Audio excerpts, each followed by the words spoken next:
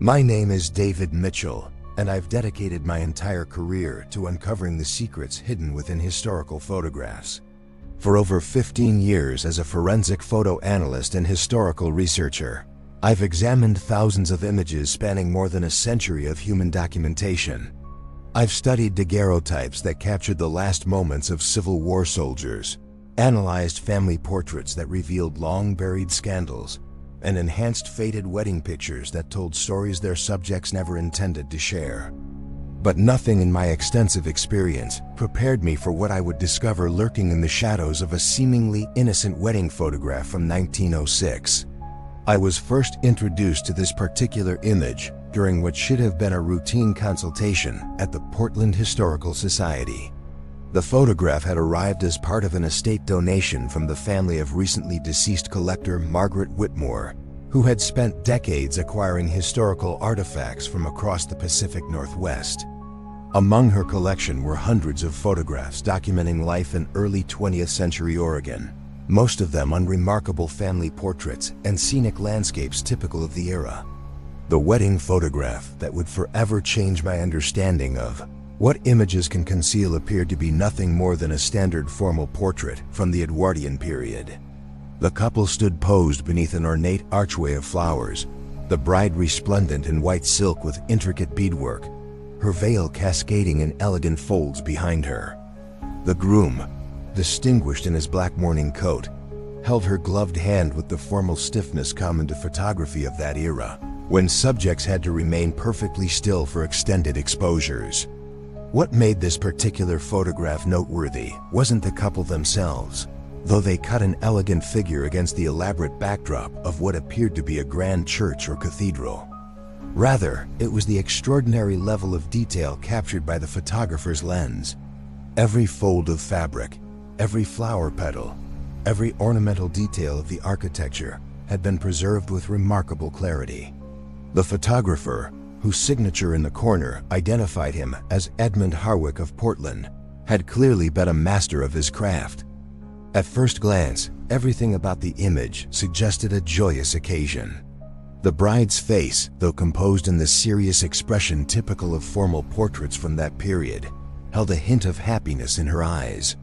The groom appeared proud and confident, his posture straight and his gaze direct. Behind them, the wedding party was arranged in perfect formation. Bridesmaids in matching pale blue gowns, groomsmen in identical black suits. The entire scene spoke of prosperity, tradition, and celebration. But as I began my standard analysis of the photograph, enhancing different sections to better understand the historical context and identify the subjects, I noticed something that made me pause.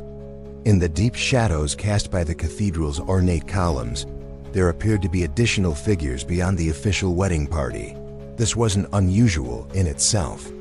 Wedding photographs from this era often captured guests, family members, or church officials who happened to be present during the ceremony. Using specialized software designed for historical photograph enhancement, I began systematically examining each section of the image. The technology I employ can reveal details invisible to the naked eye, bringing clarity to areas obscured by shadow, age, or the limitations of early photographic techniques. Layer by layer, I worked through the image, adjusting contrast and brightness to illuminate every corner of the frame. The wedding party itself yielded the expected results. Each face came into sharp focus, revealing the serious expressions common to formal photography of the period. I could make out individual details of their clothing, jewelry, and posture. The bride's bouquet contained roses and baby's breath, traditional flowers for weddings of that era. The groom's boutonniere matched perfectly. Everything appeared exactly as one would expect from a well-appointed wedding in 1906 Portland society. But when I turned my attention to the background figures, partially obscured by the architectural elements of the cathedral, I began to notice something deeply unsettling. Among the wedding guests standing in the shadows behind the main party, there was a figure that didn't belong. At first, I attributed what I was seeing to a trick of light and shadow, perhaps combined with the grain and imperfections common to century-old photographs. However, as I continued to enhance and clarify the image, using techniques that can reveal details invisible for over 100 years, the figure became increasingly distinct. Unlike every other person captured in the photograph, this individual was not dressed in the formal attire appropriate for a wedding celebration. While the documented guests wore their finest clothes, elaborate hats, and jewelry befitting such an important social occasion, this figure appeared to be wearing something entirely different. The clothing, as far as I could determine through digital enhancement, seemed to be much older in style, perhaps decades older than the 1906 date inscribed on the photograph's backing. More disturbing still was the figure's positioning relative to the rest of the wedding party. While every other person in the image faced toward the camera, or at least in the general direction of the photographer, this individual appeared to be oriented differently, as if unaware of or unconcerned with the formal photographic session taking place. But it was when I focused my enhancement efforts on the figure's face that I encountered something that challenged everything I thought I understood about historical photography. The facial features, revealed through careful digital restoration, displayed characteristics that seemed impossible given the photographic technology and techniques available in 1906. Most unsettling was the expression captured on this hidden face. While every other person in the wedding photograph displayed the composed, serious demeanor expected of formal portraits from that era, this figure wore an expression that can only be described as malevolent. The eyes, once I managed to bring them into focus, seemed to stare directly at the camera with an intensity that was deeply disturbing. But more than that, they appeared to be focused not on the photographer, but on the bride herself. The facial structure, as revealed through enhancement, showed features that seemed oddly proportioned, almost distorted in a way that suggested either severe physical abnormalities or something far more sinister. The mouth was positioned in what appeared to be either a grimace or an unnatural smile, creating an expression that was profoundly unsettling when contrasted with the joyous nature of the wedding celebration. As I continued my analysis, I began to notice other anomalies in the photograph that I had initially overlooked. The shadows cast by the various figures in the image didn't all align properly with the apparent light sources. While most of the wedding party cast shadows consistent with the bright daylight filtering through the cathedral windows, the mysterious figure seemed to cast no shadow at all, or perhaps cast multiple shadows that fell in impossible directions. Even more disturbing was what appeared to be the figure's interaction with the physical space of the cathedral itself. While every other person in the photograph was clearly positioned within the architectural framework of the building, standing on the marble floors and positioned in front of or beside the ornate columns, this individual seemed to occupy a space that defied the normal rules of perspective and positioning. The more I studied the enhanced image, the more questions arose about how this figure had come to be captured in the photograph at all. The formal wedding portraits of 1906 required subjects to remain perfectly still for extended periods due to the long exposure times necessary with the photographic equipment of that era. Any movement during the exposure would result in blurring or complete absence from the final image. Yet this mysterious figure appeared in the photograph with the same clarity as the stationary members of the wedding party, despite its apparent positioning and orientation, suggesting it should have been moving or at least positioned differently than the formally posed subjects. This raised troubling questions about the circumstances under which the photograph was taken and what might have been present in that cathedral on the day of the wedding that the photographer and wedding party were unaware of. The historical records I was able to locate regarding the wedding itself provided little additional insight into the mystery. The marriage had been between Helena Ashford, daughter of a prominent Portland merchant family, and Thomas Whitman, a young attorney from a well-established legal dynasty. The wedding had been a significant social event, attended by many of Portland's most influential families and extensively covered in the local newspapers of the time. According to the contemporary accounts, the ceremony had proceeded without incident. The newspaper coverage described a beautiful spring day, an elegant ceremony, and a reception attended by over 200 guests. There was no mention of any unusual occurrences, unexpected attendees, or anything that might explain the presence of the mysterious figure captured in the shadows of the wedding photograph. But as I delved deeper into the historical record surrounding the Ashford and Whitman families, I began to uncover details that cast the wedding photograph in an entirely different light. The stories I discovered would eventually lead me to question not just what had been captured in that single image, but what forces had been at work in Portland society during those early years of the 20th century. My research into the Ashford family history revealed a pattern of tragedies that stretched back generations before Helena's wedding day. The family patriarch, Jeremiah Ashford, had built his merchant empire in the 1870s through what some described as ruthless business practices. He had acquired numerous properties throughout Portland under questionable circumstances, often purchasing land from families facing financial ruin at prices far below market value. What made these transactions particularly troubling was the frequency with which the previous owners met with unfortunate accidents or sudden illnesses shortly after selling their properties to Ashford. While no official investigations were ever conducted, whispered rumors suggested that Jeremiah Ashford had connections to individuals who specialized in ensuring that business obstacles were permanently removed. The Ashford mansion itself, where Helena had lived until her wedding day, had been built on land previously occupied by a small cemetery dating back to Portland's earliest settlement. Rather than relocating the graves, Jeremiah had simply built over them, incorporating the existing headstones into the foundation of his grand estate. Local residents reported strange occurrences around the property for decades, including unexplained lights in the windows of unoccupied rooms and the sound of voices coming from areas of the house where no one was present. Helena's childhood had been marked by a series of disturbing incidents that her family had worked diligently to keep from public knowledge. As a young girl, she had frequently spoken of seeing people in her bedroom at night who weren't there when her parents investigated her claims. She described these visitors in detail that was far too specific for childhood imagination, providing names, clothing descriptions, and even personal histories that later proved to correspond with individuals buried beneath the Ashford property. The family had consulted numerous physicians about Helena's condition, seeking explanations for what they hoped were simply the products of an overactive imagination. But as Helena grew older, the incidents became more frequent and more disturbing. She began to exhibit knowledge of events and people from Portland's past that she could not possibly have learned through normal means.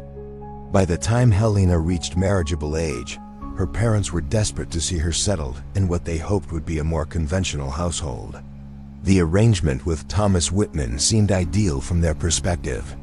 The Whitman family was well established, respectable, and most importantly, had no knowledge of the strange occurrences that had plagued Helena throughout her youth.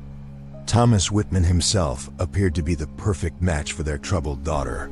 He was handsome, well-educated, and came from a family with impeccable social credentials. His legal practice was thriving, and he showed every indication of being able to provide Helena with the stable, normal life her parents desperately wanted for her. But my research into Thomas Whitman's background revealed details that the Ashford family had not been aware of when they arranged the marriage. The Whitman family had their own dark history, one that seemed to parallel the tragedies that had followed the Ashfords for generations.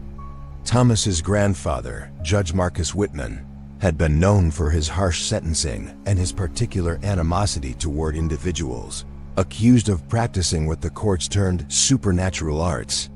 During his tenure on the bench in the 1850s and 1860s, he had presided over numerous trials involving accusations of witchcraft, fortune-telling, and other practices that the growing city of Portland was eager to suppress as it established itself as a respectable commercial center. Judge Whitman's sentences had been notably severe, often involving public punishments that went well beyond what was legally required.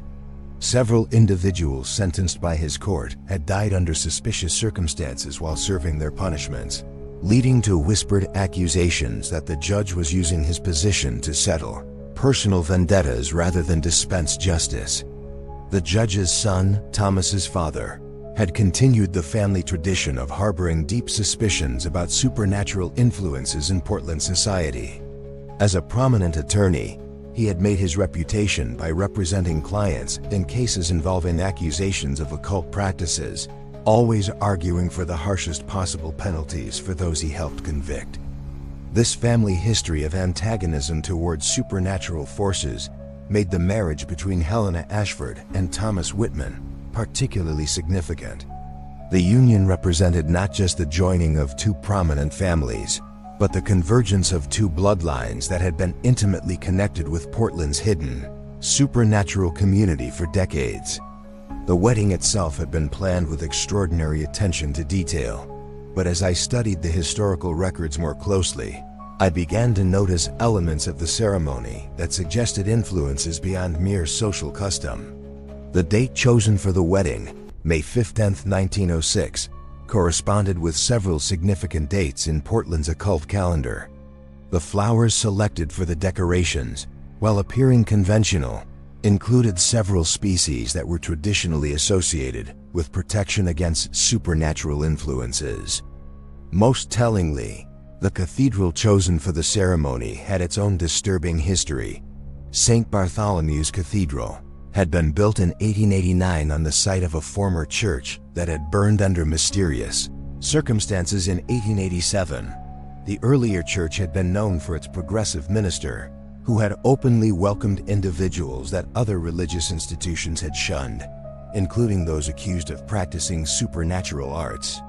The fire that destroyed the original church had occurred during a special service that the minister had organized for what he called the spiritually displaced members of Portland society. 17 people had died in the blaze, trapped when the exits mysteriously became blocked during the service.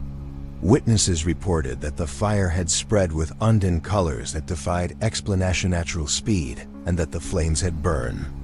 When St. Bartholomew's Cathedral was built to replace the destroyed church, the architects had incorporated specific design elements that were not typical of religious architecture of that period. The layout included unusual angles and proportions that seemed designed to confuse or disorient visitors.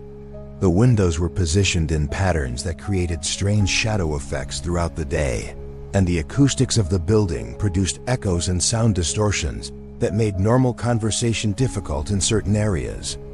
These architectural anomalies became more significant as I realized that the mysterious figure in Helena's wedding photograph was positioned in one of the areas where the cathedral's design created the most pronounced visual distortions. The figure stood at the intersection of several columns where the unusual angles of the building's construction created a space that seemed to exist partially outside the normal dimensions of the cathedral's interior.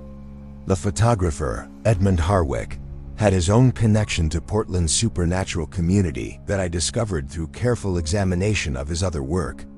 While Harwick was known publicly as one of Portland's most skilled portrait photographers, his private collection included numerous images that captured phenomena that could not be easily explained through conventional photography. Harwick had developed techniques for what he called extended exposure photography that allowed him to capture images over much longer periods than was typical for portrait work of that era. These extended exposures sometimes revealed details that were not visible to the naked eye during the actual photographic session, including figures and forms that appeared to exist in spaces where no physical presence had been observed. The equipment Harwick used for Helena's wedding photographs included specialized lenses and filters that he had acquired from European photographers who claimed to have developed methods for capturing spiritual manifestations. These techniques required precise timing and positioning that suggested Harwick had been specifically prepared to document whatever supernatural presence might manifest during the ceremony. As I continued to enhance different sections of the wedding photograph, I began to notice that the mysterious figure was not the only anomaly captured in the image. There were subtle distortions throughout the photograph that became apparent only under intense digital analysis. The faces of several wedding guests showed expressions that seemed to shift depending on the angle of viewing, and the level of enhancement applied to the image.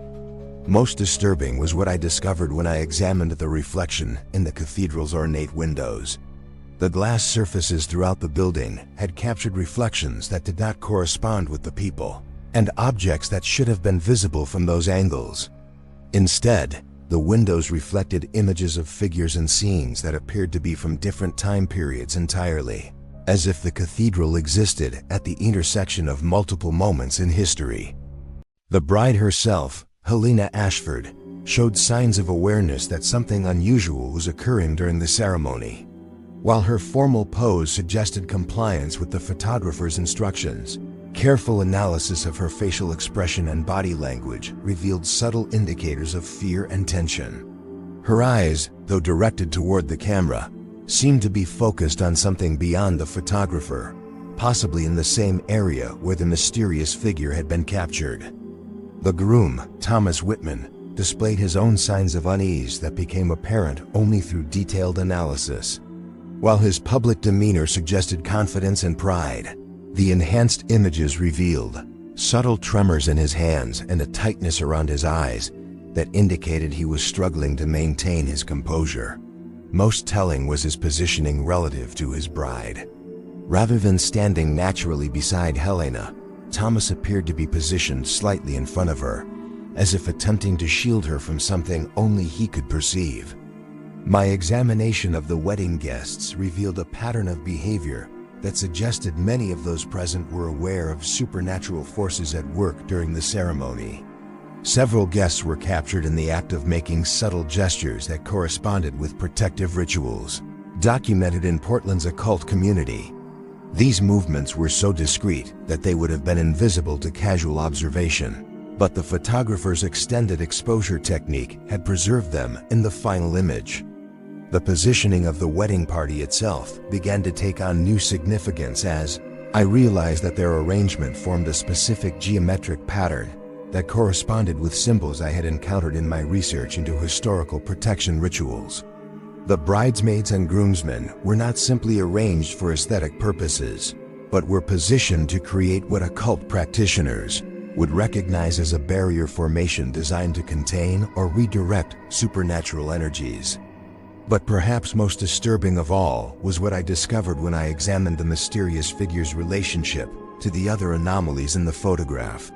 The distorted reflections in the cathedral windows all seemed to be oriented toward this central presence, as if the various supernatural manifestations captured in the image were all connected to or controlled by whatever force this figure represented.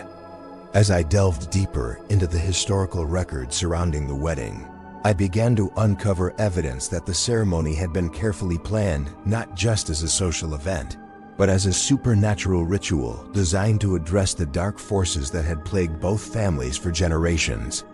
The guest list included several individuals who were known privately for their involvement in Portland's occult community, though they maintained respectable public personas.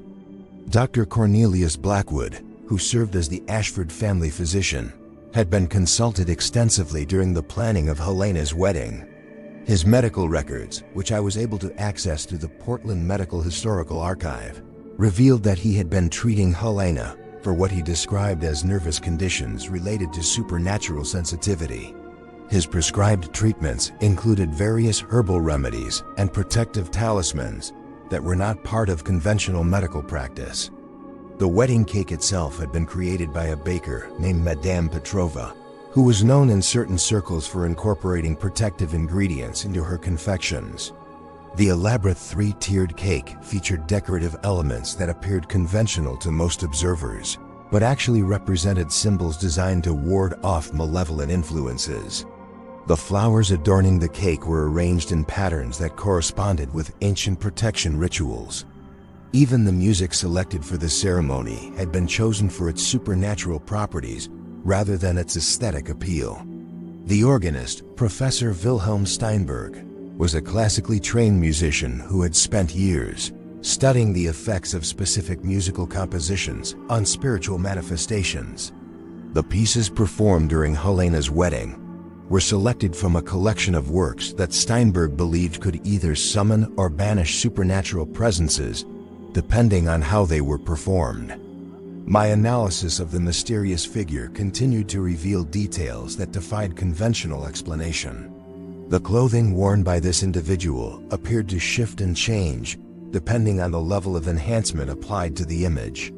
At times, the garments seemed to be from the early 19th century, while other viewing angles revealed clothing that appeared much older, possibly dating back to the colonial period or even earlier. The figure's physical features presented similar inconsistencies. Under certain enhancement parameters, the face appeared to be that of a middle-aged woman with sharp, angular features and eyes that held an intelligence that seemed almost predatory. But when I adjusted the digital filters, the same face would transform into something that appeared barely human, with proportions and characteristics that suggested either severe physical deformity or something that had never been entirely human to begin with.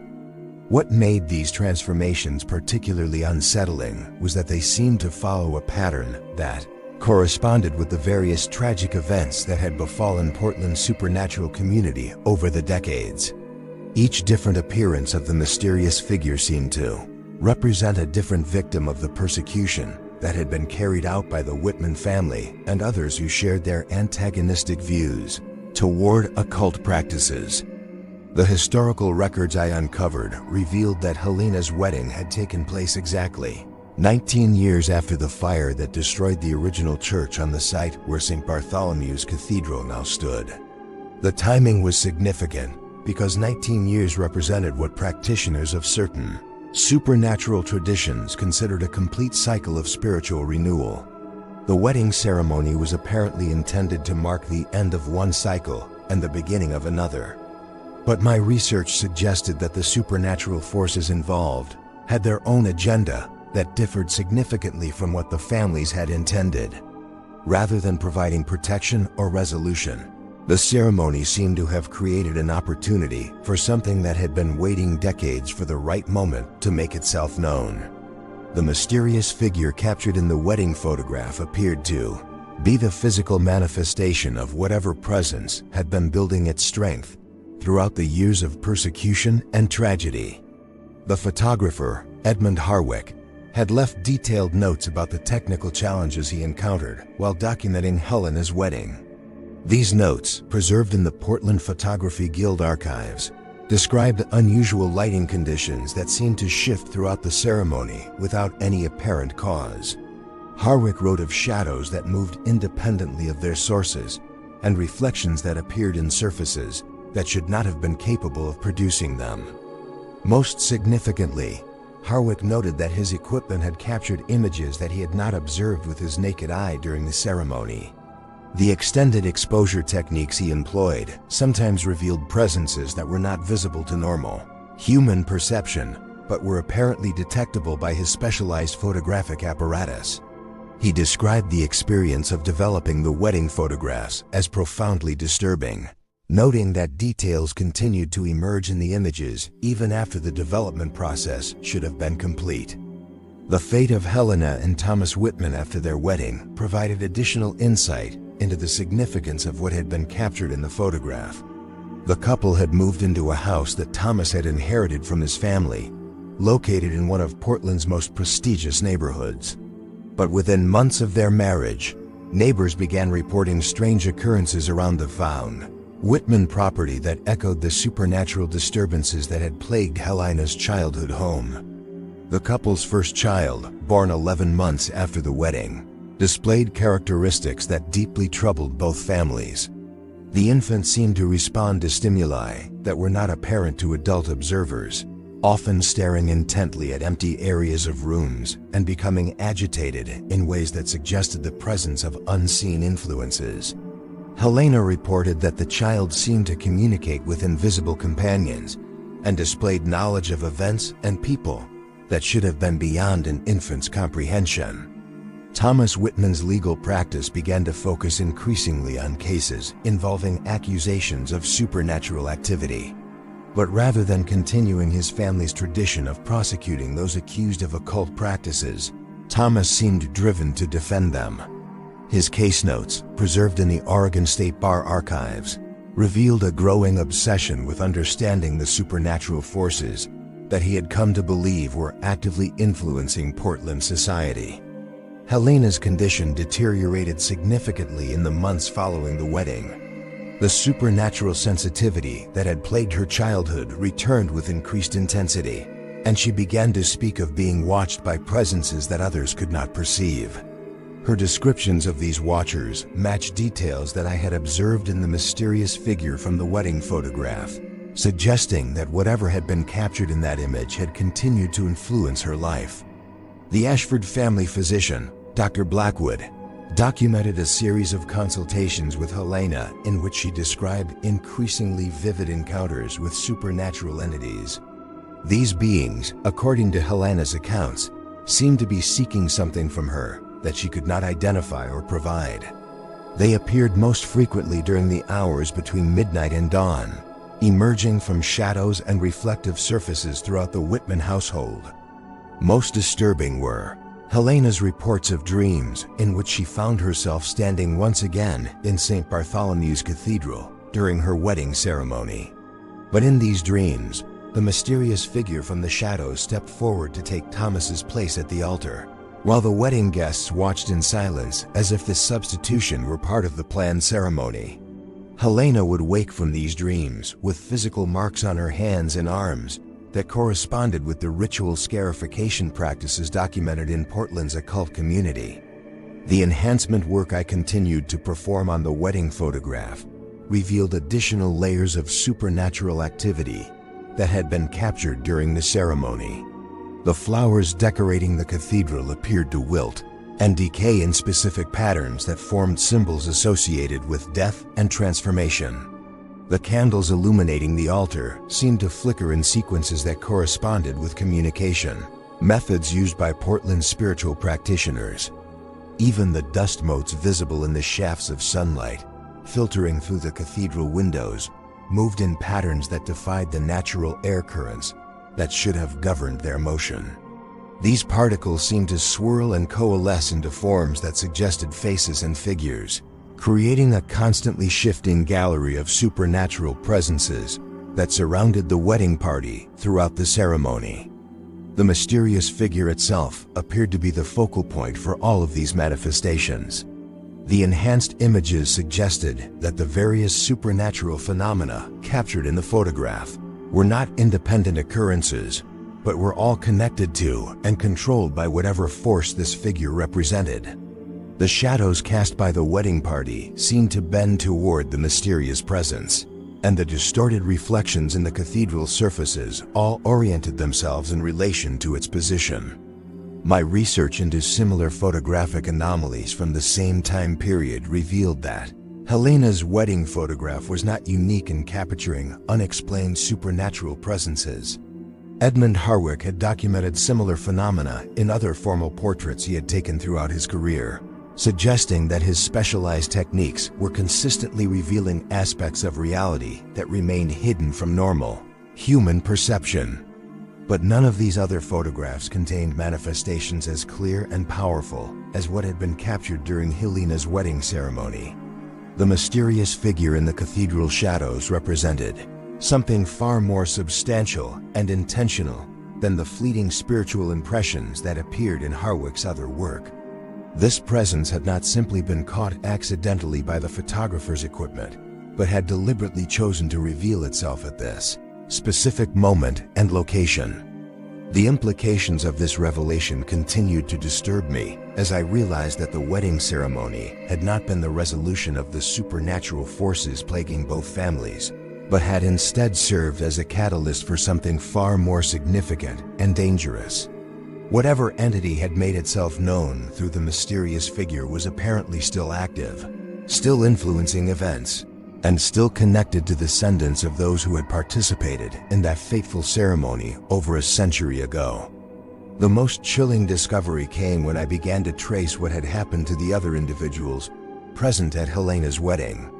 Using the enhanced photograph as a reference, I was able to identify many of the wedding guests through cross-referencing with Portland Society records from 1906. What I found was a pattern of tragedy and misfortune that had befallen nearly everyone who had been present in that cathedral on the day the mysterious figure chose to reveal itself. Within 5 years of the wedding, 7 of the documented guests had died under circumstances that defied rational explanation. Margaret Thornfield, one of Helena's bridesmaids, was found dead in her locked bedroom with no signs of violence or illness. The family physician could determine no cause of death, noting only that her face bore an expression of absolute terror that remained frozen even in death. Jonathan Ashworth, a prominent banker who had attended as a family friend, died when he fell from the window of his third-floor office. Witnesses reported that he had been alone in the room at the time, calmly reviewing documents at his desk. Security guards found him on the street below, but the office window showed no signs of having been opened or broken. Most puzzling was that Jonathan's body was discovered clutching a flower that matched the arrangements from Helena's wedding, though the ceremony had taken place 3 years earlier and such flowers were not in season at the time of his death. The pattern continued with each subsequent death, becoming more bizarre and unexplainable.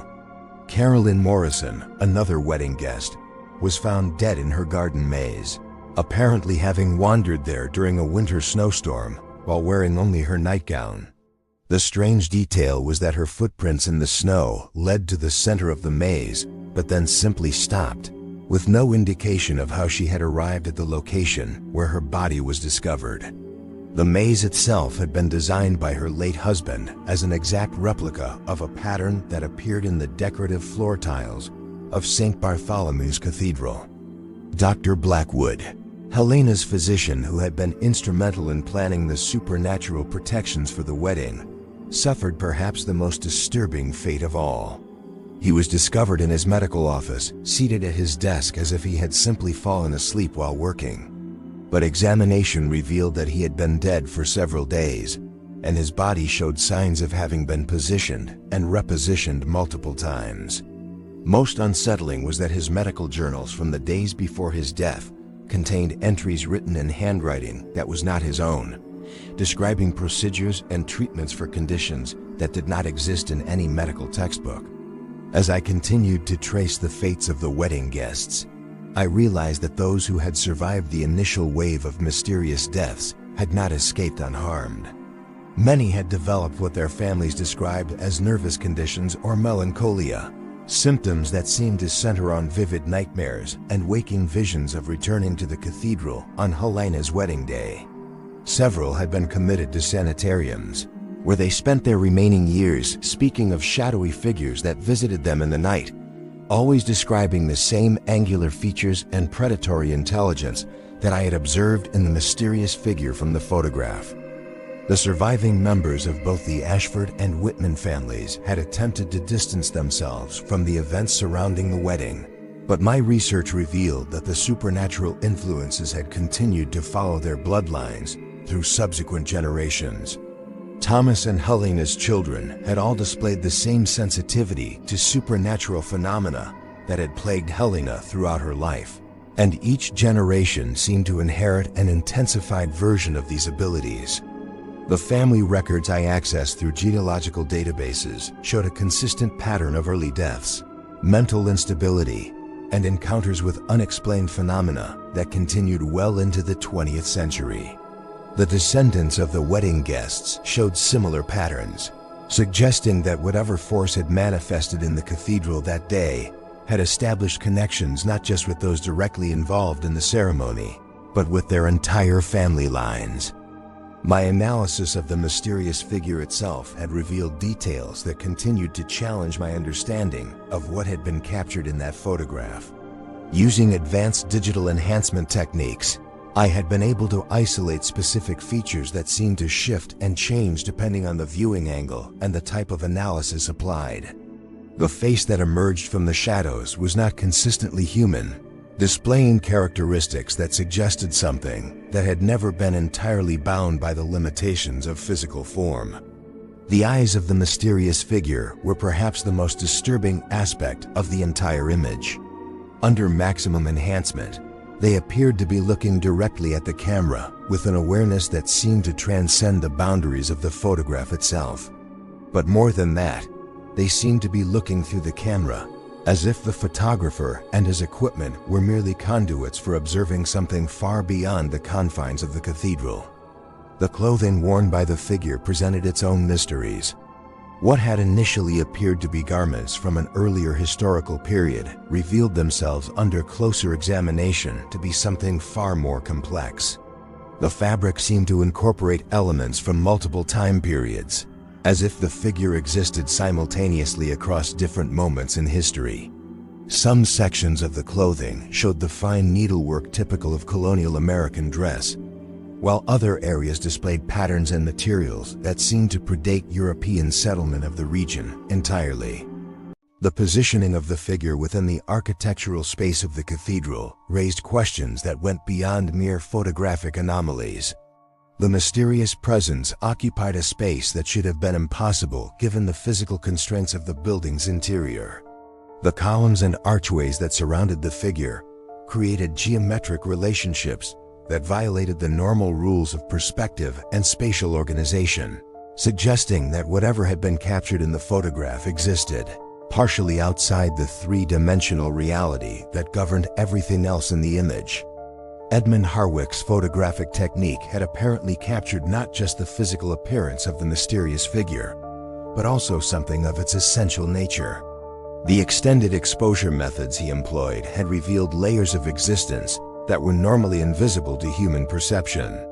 The figure appeared to exist simultaneously as a solid physical presence and as something more ethereal, creating a visual paradox that challenged the very foundations of photographic documentation.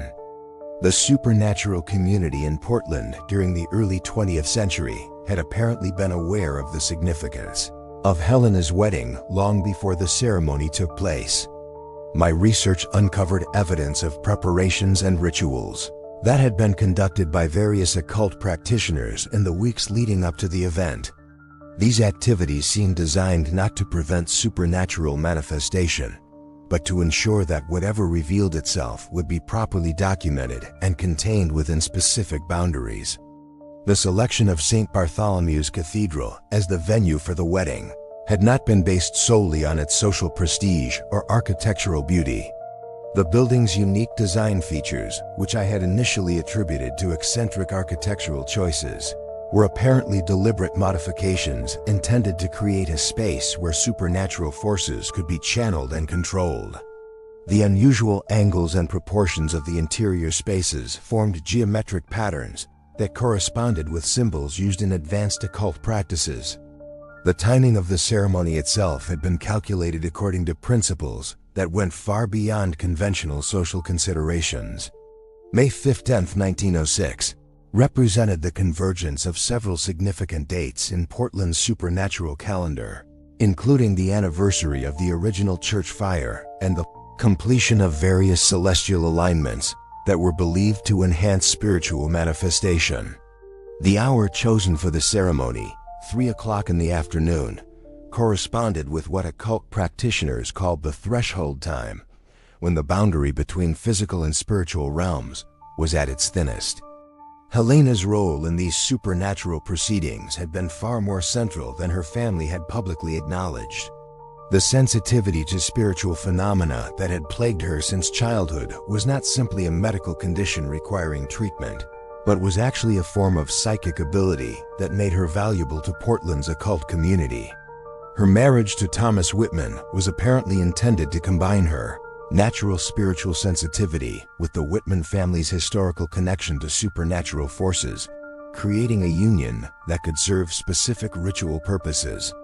The wedding dress Helena wore had been specially designed by a seamstress named Madame Dubois, who was known in certain circles for creating garments that incorporated protective symbols and materials believed to have supernatural properties. The intricate beadwork that adorned the dress formed patterns that were not merely decorative, but were actually elaborate talismans designed to shield the wearer from malevolent influences. The silk itself had been treated with various herbal preparations that were traditional components of protection rituals. The wedding photograph from 1906 that began as a routine Analysis became something that fundamentally altered my understanding of what images can preserve across the centuries. The mysterious figure lurking in the cathedral shadows represents more than just a photographic anomaly. It serves as evidence that some moments in history capture forces that transcend our normal perception of reality. Helena Ashford's wedding day was not simply a social celebration, but a convergence of supernatural influences that had been building for generations. The enhanced image reveals a truth that the original participants could never have imagined. They were not alone in that cathedral, and whatever joined them that day continues to influence the descendants of those families even now. Some photographs, it seems, are windows into realms we were never meant to see.